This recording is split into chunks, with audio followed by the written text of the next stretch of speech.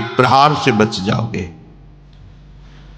प्रभु कहते हैं जो शुभ शास्त्र के विधान के अनुसार कर्म किया गया और अशुभ जो शास्त्र के प्रतिकूल आचरण बन गया है वो भी सब मैं संभाल लूंगा, तुम केवल मेरी शरण में हो जाओ, तुम्हें नहीं भोगना पड़ेगा, भगवान कह रहे हैं। अगर बुद्धि ही खराब है तो भगवान की बात समझ में कैसे आएगी।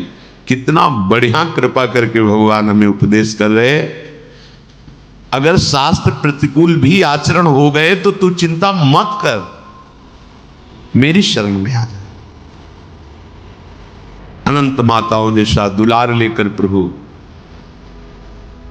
पर अपने लोग ऐसे मूढ़ हैं, ऐसी मलिन बुद्धि है कि इस बात को हम समझते ही नहीं। मैं कर लूंगा, मैं सुखी हो जाऊंगा, मैं अभी तक ये किया है आगे भी ऐसा करूंगा। व्यर्थ का अभिमान पतन का मार्ग पुष्ट करता है। श्री भगवान कह रहे जो मुझे भाव से बसते मैं पक्षपात ले लेता हूं उनका, ये खास बात। बस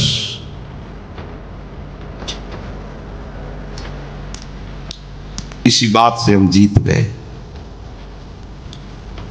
अगर केवल हिसाब हो तो हम कभी भगवत प्राप्ति नहीं कर सकते कि तुम जो करोगे वही तुम्हें मिलेगा, तो हम कभी भगवत प्राप्ति के लायक ही नहीं हो सकते। भाई ये बात हमें जिता देती है। ये भजन तू माम भक्त्या मई ते तेषु चाप्यहम्, मैं उनमें प्रकाशित हो जाता हूं और वो मेरे में प्रकाशित, जो मुझे प्रेम से भजता है।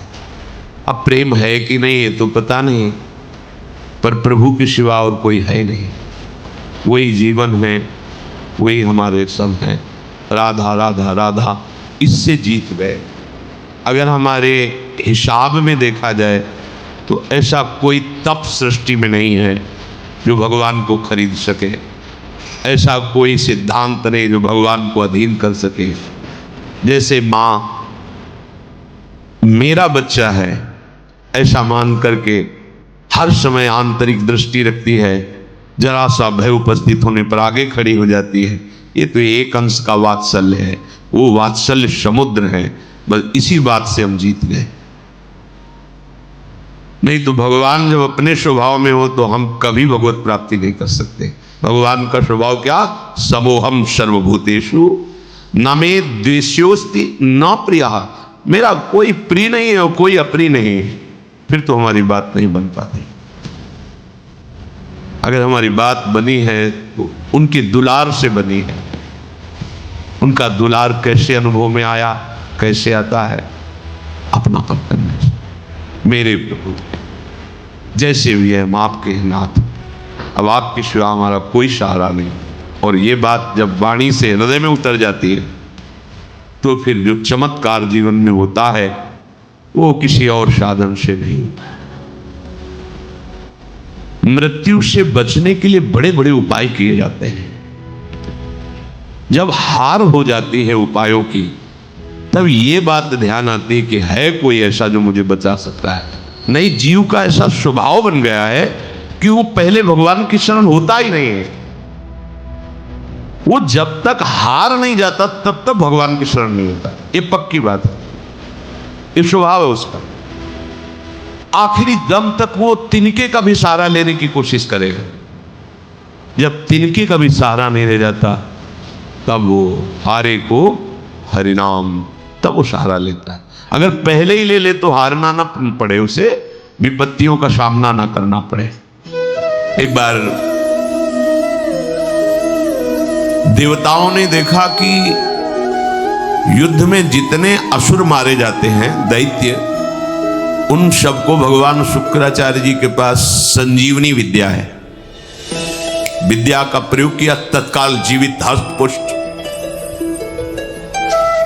भगवान बृहस्पति जी के पास ये विद्या नहीं। जितने देवता मारे जाते वो अंग भंग वैसी स्थिति में रहते, मृत तो मृत।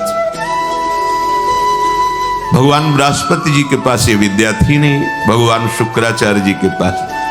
देवताओं ने बृहस्पति जी को अपना गुरु माना और दैत्यों ने शुक्राचार्य जी को गुरु माना। अपने गुरुदेव की कहीं भी लघुता मन में भी नहीं आनी चाहिए। इसलिए देवताओं ने कभी बृहस्पति जी से ये प्रार्थना भी नहीं की कि आप संजीवनी विद्या सीख लीजिए, हम लोगों को जिलाने, कभी प्रार्थना नहीं की। गुरु महिमा है।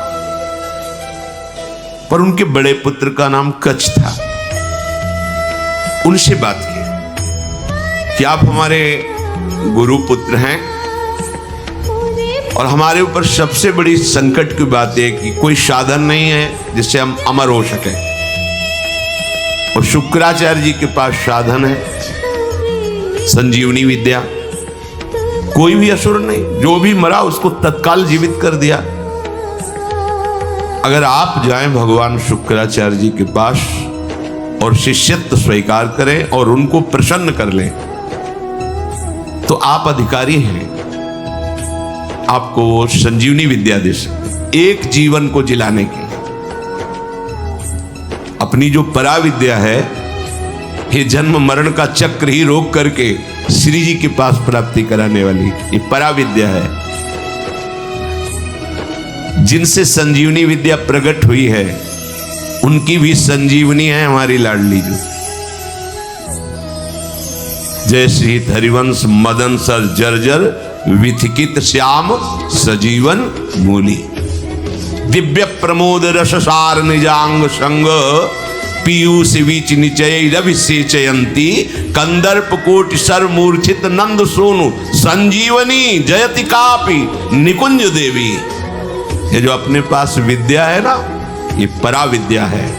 करोड़ों संजीवनी विद्या इसके समान नहीं, क्योंकि हमारी लाडली जू अनंत ब्रह्मांडों के ईश्वर भगवान श्री कृष्ण की भी संजीवनी मूरी, संजीवनी जयति कापि निकुंज देवी। देवराज इंद्र ने जब हाथ जोड़ करके प्रार्थना की, बृहस्पति भगवान के बड़े पुत्र कच्छ अभी 9 किशोर अवस्था को प्राप्त हुए थे। उन्होंने कहा कि आप सब हमारे सम्माननीय हैं और आप हमको हमारे पिता बृहस्पति के समान आदर दे रहे हैं। अब हमारा कर्तव्य बनता है आपकी रक्षा करना। हम जा रहे हैं, पर बड़ा संकटपूर्ण कार्य है, क्योंकि कोई भी दैत्य बर्दाश्त नहीं करेगा। हो सकता है मेरी मृत्यु भी हो जाए, पर